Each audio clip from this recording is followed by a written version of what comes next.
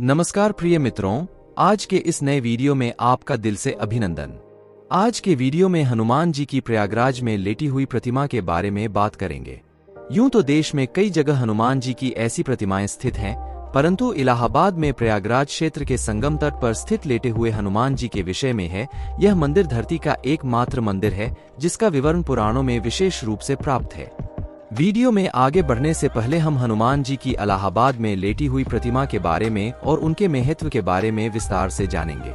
इससे पहले कि हम विस्तृत रूप से विचार करें, हम उनके इतिहास, स्थानीय परंपरा और महत्वपूर्ण कथाओं को विश्लेषण करेंगे। राधे राधे प्यारे मित्रों, आशा करते हैं कि आप स्वस्थ और मस्त होंगे। आपका हमारे YouTube चैनल भक्ति साधना में हार्दिक स्वागत है। तो प्यारे दोस्तों, आइए वीडियो में आगे बढ़ते हैं। अगर आपने हमारे चैनल भक्ति साधना को अभी तक सब्सक्राइब नहीं किया है तो कृपया सब्सक्राइब कर लीजिए और ऐसी ही वीडियो पाने के लिए नोटिफिकेशन बेल को भी ऑन कर लीजिए। आइए वीडियो में आगे बढ़ते हैं। यही एकमात्र ऐसा मंदिर है जहां हनुमान जी के लेटे हुए प्रतिमा का विवरण मिलता है। अब आजकल तो अनेक मंदिर बन गए हैं जहां हनुमान जी को लेटा हुआ दर्शाया गया है। महाराष्ट्र के औरंगाबाद जिले के समीप खुलदाबाद में भद्र मारुति मंदिर में लेटे हुए हनुमान जी का विशाल मंदिर भी इसी श्रेणी में आता है। जो भी हो, पुराणों में एक ही लेटे हुए हनुमान जी के मंदिर का विवरण प्राप्त होता है और वह प्रयाग क्षेत्र के संगम तट पर स्थित इलाहाबाद के बड़े हनुमान जी का मंदिर है। जो सबसे ज्यादा तार्किक कथा इसके विषय में जनश्रुति के आधार पर प्राप्त होती है वह यह है कि रामावतार में अर्थात त्रेता युग में जब हनुमान जी अपने गुरु सूर्यदेव से अपनी शिक्षा दीक्षा पूरी करके विदा लेते समय गुरु दक्षिणा की बात चली तो भगवान सूर्य ने हनुमान जी से कहा कि जब समय आएगा तो वे दक्षिणा मांग लेंगे। हनुमान जी मान गए, किंतु फिर भी हनुमान जी के बहुत जोर देने पर भगवान सूर्य ने कहा कि मेरे वंश में अवतरित अयोध्या के राजा दशरथ के पुत्र राम अपने भाई लक्ष्मण एवं पत्नी सीता के साथ प्रारब्ध के भोग के कारण वनवास को प्राप्त हुए हैं।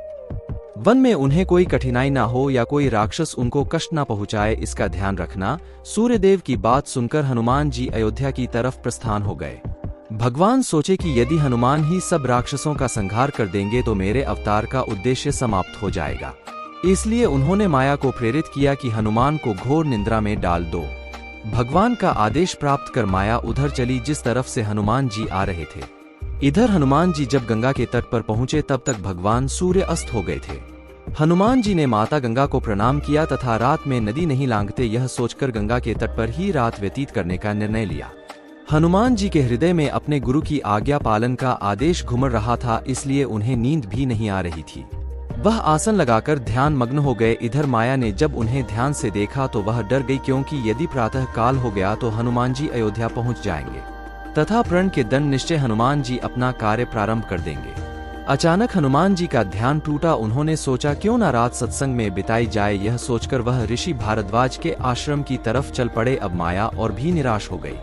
हनुमान जी भारद्वाज ऋषि के आश्रम पहुंचे। वहां वेद पुराण का व्याख्यान चल रहा था।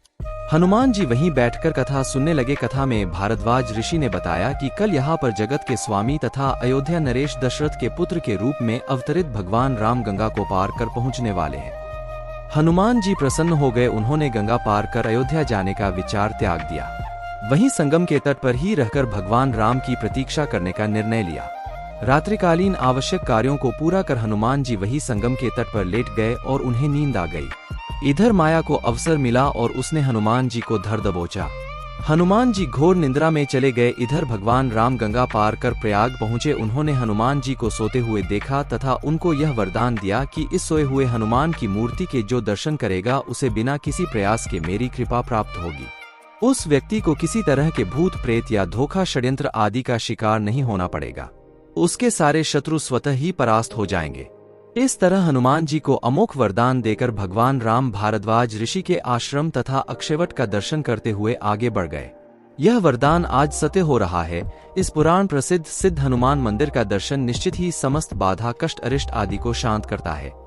इधर प्रातः काल जब गंगा देवी ने देखा कि एक प्राणी उनकी तरफ ही पांव फैलाकर सो रहा है तो उन्होंने अपने आप को अपमानित महसूस करते हुए हनुमान जी को डुबो दिया। सूर्यदेव ने जब प्रातःकाल अपने शिष्य हनुमान की यह दशा देखी तो उन्होंने गंगा को श्राप दिया कि तुम्हारा हृदय मैला हो जाए। तुमने एक सीधे साधे प्राणी को दंड दिया है। तेरा सम्मान करते हुए हनुमान ने रात में तुम्हारे ऊपर से होकर गुजरना अच्छा नहीं समझा और तू दुर्बुद्धि उसे श्राप दे बैठी। जा आज से तू प्राणियों के मरे शरीर एवं गंदगी ढोने वाली हो जाओ। गंगा नदी के दूषित होने से संसार के समस्त देव संबंधी एवं शुभ कार्य बाधित होने लगे। तब समस्त देवताओं ने मिलकर भगवान सूर्य देव की पूजा अर्चना की। तब भगवान सूर्य देव ने कहा कि जा गंगे, तेरे जल के ऊपर मेरी किरणें पड़ते ही तुम्हारे जल की पवित्रता बढ़ जाएगी तथा तुम्हारे जल से मेरा किया गया पूजन कोटि गुना फल देने वाला होगा।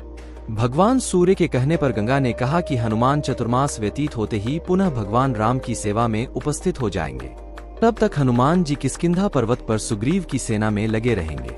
चतुर्मास बीतने पर भगवान राम सीता की खोज करते हुए किष्किंधा पर्वत पर पहुंचे और वहां पर उनकी मुलाकात भगवान राम से हुई।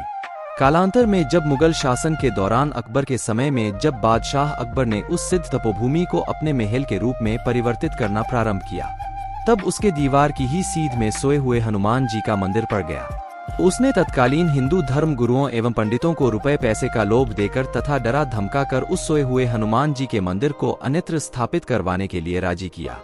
हनुमान जी की मूर्ति की खुदाई होने लगी। जब समूची मूर्ति की खुदाई नीचे से कर ली गई तब उसे उठाया जाने लगा। जब लगातार कोशिश के बावजूद भी मूर्ति नहीं उठी तब उसे भारी सामान उठाने वाली मशीन से उठाने की कोशिश की जाने लगी। वैसे वैसे मूर्ति और भी नीचे धंसती चली गई। अंत में डरकर अकबर ने उस मंदिर को हटवाने का काम बंद करा दिया तथा डर के मारे उसने हनुमान जी की बड़ी पूजा आराधना की। आज भी उसके उतने बड़े भव्य किले की दीवार हनुमान जी के मंदिर की तरफ टेढ़ी है। एक मान्यता और है इस मंदिर के बारे में। इस मान्यता के पीछे राम भक्त हनुमान जी के पुनर्जन्म की कथा जुड़ी है।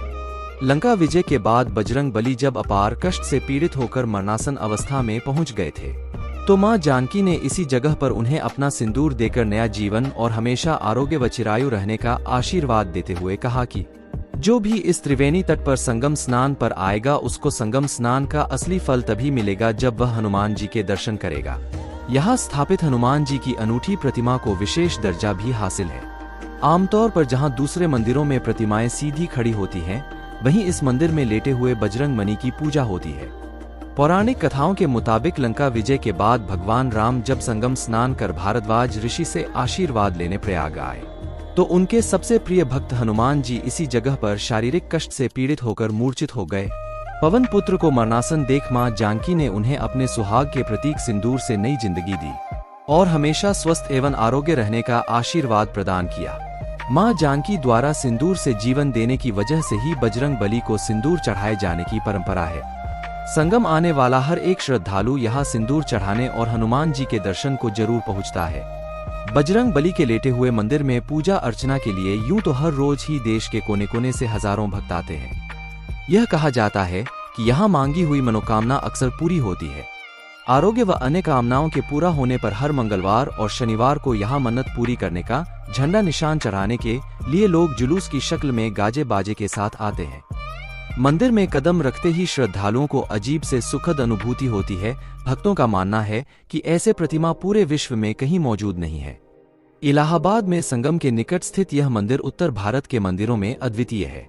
मंदिर में हनुमान जी की विशाल मूर्ति आराम की मुद्रा में स्थापित है। यद्यपि यह एक छोटा मंदिर है, फिर भी प्रतिदिन सैकड़ों की तादाद में भक्तगण दर्शन करने आते हैं। तो दोस्तों, मैं उम्मीद करता हूं कि मैंने इलाहाबाद में प्रयागराज क्षेत्र के संगम तट पर स्थित लेटे हुए हनुमान जी की प्रतिमा की सही जानकारी देने की कोशिश की है।